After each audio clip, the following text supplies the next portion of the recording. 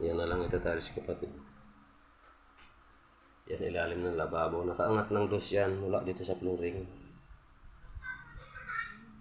Tapos lagyan ng cover yan ng cabinet. Tapos yun sa loob, tatiles din yan, pero pipinisin ko yung loob.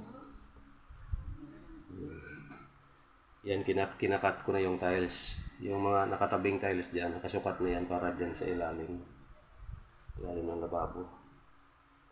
Tapos ito, nakat ko na rin. Kulang pa ng isa. Yan, nakakuan pa ito, yung hindi pa nakakabit. Kakat ko lang ito, kakatabas lang. Ito, mayroon na rin to, siroho yan, sa tapat ng pinto. Ang pinto ng CR.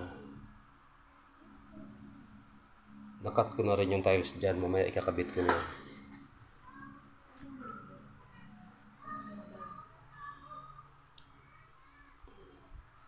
Yan, piniprepare ko lang kasi matagal ang mag-cut, yung magtabas ng tiles.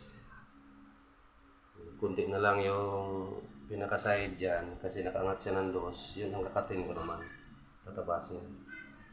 Yan, may masking tape na yan hanggang dyan.